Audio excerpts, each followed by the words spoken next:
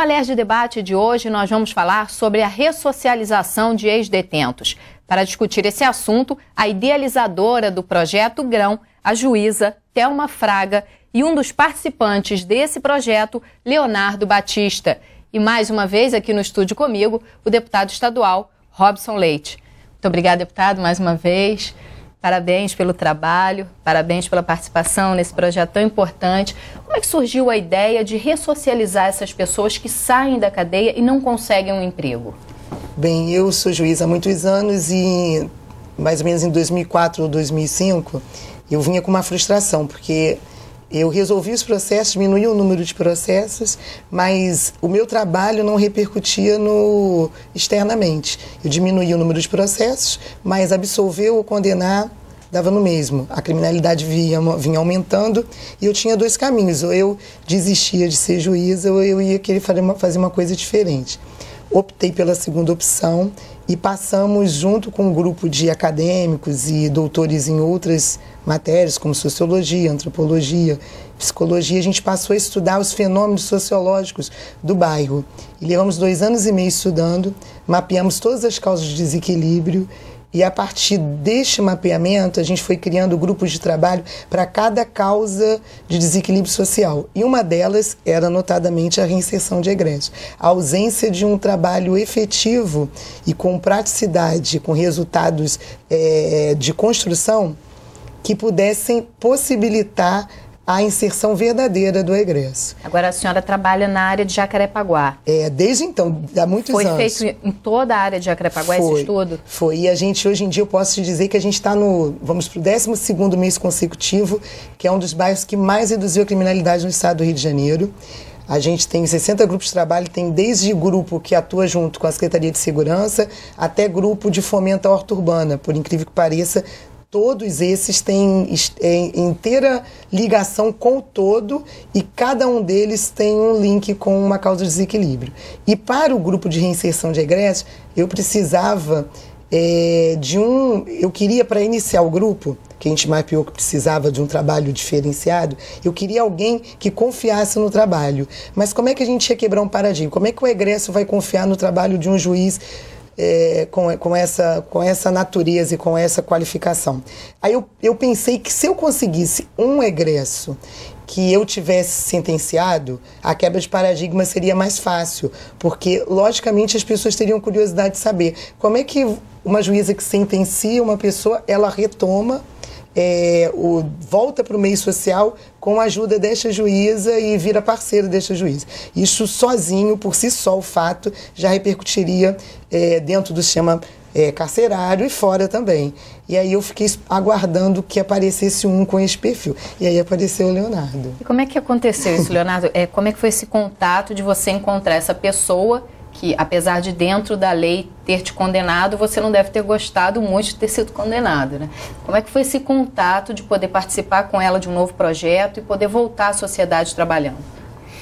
Bom, para mim foi uma quebra de paradigma, né? Mas dentro de mim mesmo eu já estava querendo me ressocializar, né? E quando veio a oportunidade, que nós precisamos de oportunidade, né? Eu fui um sortudo. E quando veio a oportunidade eu abracei. Porque, poxa, como é que eu vou me ressocializar reencontrando a juíza que me sentenciou a 10 anos de prisão, né? Então foi uma quebra de paradigma aí, mas foi legal, está sendo gratificante para mim no começo, até entender que você foi sentenciado pelo seu ato, né? Até você entender, você cair na realidade, você fica meio com a visão meio obscura, mas está sendo interessante e estamos ajudando muito aí, né? Porque na verdade o que acontece? A nossa cadeia mesmo, ela começa quando a gente sai de dentro do presídio. Pela falta de oportunidade, pela falta de como que eu vou ser recebido pela sociedade. Porque nós temos que rever vários fatores. Será que a sociedade está ressocializada para receber um egresso? Receber certo tipo de causas? Né? Então é isso que a gente tem que começar a rever. Ou seja, não só o egresso tem que ser preparado, a sociedade tem que mudar também a visão. Com certeza. porque a sociedade, da mesma forma que ela te levanta, ela te derruba. Então tem que saber se a sociedade está ressocializada para poder definir certo tipo de causas, abraçar certo tipo de causa, e a gente está aí para ajudar a quebrar esse paradigma. Temos que quebrar isso. Agora, deputado, é um trabalho bonito. O senhor já falou várias vezes aqui da questão da importância da educação, da qualificação profissional, principalmente na Comissão de Direitos Humanos. O senhor já falou, inclusive, que não adianta se construir escolas dentro de presídios. É preciso um trabalho bem maior para ressocializar essas pessoas. Potira, a questão principal desse debate, e eu acho que a doutora Thelma, com muita propriedade, traz um exemplo prático de como fazer, e evidentemente que o Poder Executivo tem esse compromisso e a gente no Parlamento não pode fugir das nossas responsabilidades, é exatamente essa questão. Ou seja, o dia seguinte do sistema penitenciário, o que a gente precisa debater, o que a gente precisa fazer para que a sociedade construa mecanismos. É evidente que o poder público tem um papel fundamental para que a gente ressocialize. É uma questão de oportunidade. Evidente que precisamos construir regramentos, políticas públicas. Está aqui a doutora Thelma, a gente vai construir uma interlocução junto ao governo do Estado nesse sentido, para que o Estado do Rio de Janeiro abrace esse tipo de projeto. Tem que ser um projeto de Estado. A gente precisa ter um olhar para a população carcerária, para aquele jovem que está preso hoje, cumprindo pena, mas que vai sair. E vai sair, tem que ser reinserido. Oportunidade. Não basta a educação dentro do presídio. Tem que também construirmos políticas públicas, uma campanha educacional para que a sociedade acolha com oportunidade, acolha com coragem. Esse é um ponto importante. Há um preconceito, sim, muito grande na sociedade hoje com relação ao ex-detento. A gente tem que quebrar esse paradigma. Há empresas hoje que estão admitindo ex-detentos. No governo do Estado, a SEDAI faz isso, né? E isso é muito positivo. Talvez precisássemos divulgar mais essa iniciativa do governo do Estado e ir para cima disso, ou seja, construir uma política pública estruturante, uma política de Estado que se debruce sobre a questão do dia seguinte de quem cumpre pena. A gente precisa reinserir, precisamos ter isso como um paradigma. Senão não adianta construir presídio, não adianta construir escola dentro de presídio se você não tem um mecanismo que dê oportunidade para essa pessoa, né, como é o caso do Leonardo, que deseja, que quis, que, sabe, por obra de Deus, aí encontrou uma pessoa maravilhosa como a doutora Thelma, que é a mesma pessoa que condenou, é aquela pessoa que conserta, que constrói, que dá a oportunidade. Isso é bom, mas não pode ser casos isolados. É uma questão importante. A gente sabe que o governo do Estado tem avançado muito na questão da UPP, isso é ótimo. A UPP social, está aí o belo trabalho que o secretário Rodrigo Neves tem feito na área da Secretaria de Assistência. Agora, nós precisamos debruçar sobre esse problema, sobre o sistema carcerário hoje, o dia seguinte do sistema carcerário. Como é que é o mecanismo de reinserção? E isso é importante, né? A pessoa vai, cumpre a pena, paga a sua dívida com a sociedade, mas precisa ser reinserida. Precisa ter uma política clara que gere incentivo, por exemplo, para que as empresas deem oportunidade para essas pessoas. E a sociedade precisa também de uma campanha publicitária para a gente quebrar esse preconceito. E qual é a visão desses empresários quando a senhora entra em contato para que eles participem do projeto? Como é que eles reagem em relação a ex-detentos, contratar ex-detentos? Olha, eu posso falar de 3 fases distintas. No início do projeto, quando eu me aproximei do empresariado também, porque não é um trabalho de uma única pessoa. Como o deputado falou, há necessidade de uma convergência de interesses de todos os atores sociais. Não adianta a gente colocar uma escola dentro do presídio, um curso de profissionalização, se ao final, uma vez que ele tenha cumprido a pena, ele saia, a sociedade estará de braços fechados. Então eu comecei um trabalho de formiguinha em cada local. Cada local eu multiplico essa ideia. A gente vai desde o meio acadêmico, levando palestras dentro das faculdades, a gente agora vai fazer um circuito colégios, e eu comecei contato com o empresariado. Primeira resposta, isso foi a primeira fase, o empresariado falou para mim assim: doutora Thelma, com que a gente paga de impostos para o Estado? E tudo não era para ter nenhum problema dessa natureza. A gente não deveria ter problemas nas comunidades, não deveria ter problema com isso. Isso é uma função do Estado.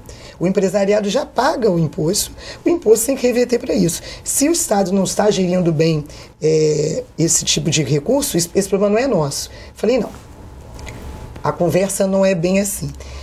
Quando vocês pagam impostos, vocês estão cumprindo um dever. Se vocês não pagarem os impostos, aí vocês estarão do outro lado, eu estaria aqui com vocês com a outra conversa. Vocês estarão como réus, de repente, de alguma determinada ação. O que eu vim falar é algo maior. Eu vim falar de cidadania com vocês. Qual de vocês não pretende ter a sua empresa, uma empresa mais saudável, uma empresa com condições de receber seus clientes no ambiente que ela se encontra instalada? Vocês têm pensamento que a empresa de vocês vão durar aqui 10, 20, 30 anos? E na época, a gente vinha vivendo em Jacarepaguá um fenômeno muito grande. A criminalidade estava bem gritante, a gente não tinha ainda a UPP, não havia ocupação da Cidade de Deus, e uma grande empresa havia fechado as portas por conta da violência. Eu falei, vocês querem o mesmo destino dessa empresa? Quanto vocês gastam de segurança privada por mês? Quer dizer, vocês estão trabalhando, vocês estão secando o gelo, vocês estão trabalhando só na ponta, mas a história é muito maior. Cada um de nós, como um cidadão, merece ter uma sociedade mais justa e equilibrada. E foi assim que eu comecei com eles. E hoje em dia eu tenho uma entrada muito boa com o empresariado, mas somente a partir do mês passado para cá, eles me deram abertura para este tema em especial, que é contratação de egressos e detentos. E foi uma surpresa tão boa que eu falei 12 minutos no evento que eu pedi para falar sobre o assunto, porque o assunto em tema era apagão de mão de obra. É um dado real, a gente vem vivendo apagão de mão de obra, podendo se investir tanto na capacitação de detentos e egressos e oportunidades reais, e ninguém vislumbra o detento e o egresso como uma mão de obra saudável para sua empresa. Então eu pedi 12 minutos, falei 12 minutos. Em razão dos 12 minutos, eu ganhei um evento só para isso. E fizemos na quinta-feira agora um evento para 114 empresas, com todas as pessoas de RH falando sobre o assunto. Então a gente está evoluindo no Rio de Janeiro. Mas isso já é a segunda fase, que a primeira foi a existência, a segunda abertura para ouvir a proposta. Mas a gente já tem uma terceira fase, que é no Espírito Santo. No Espírito Santo a gente foi com a mesma ideia, mas através de uma iniciativa do governador, e foi isso que eu trouxe para o deputado Robson Leite, pedindo o apoio dele, por isso, iniciativa do governador, houve uma lei que determina que 6% da mão de obra de uma determinada empresa que contrate com o governo tem que ser voltada para a contratação de egressos e detentos do sistema penitenciário. Eu queria que a senhora explicasse melhor esse projeto, de que forma a gente pode trazer esse projeto para o Rio de Janeiro no próximo bloco, porque eu preciso fazer um intervalo. Aliás, o debate volta em um minutinho.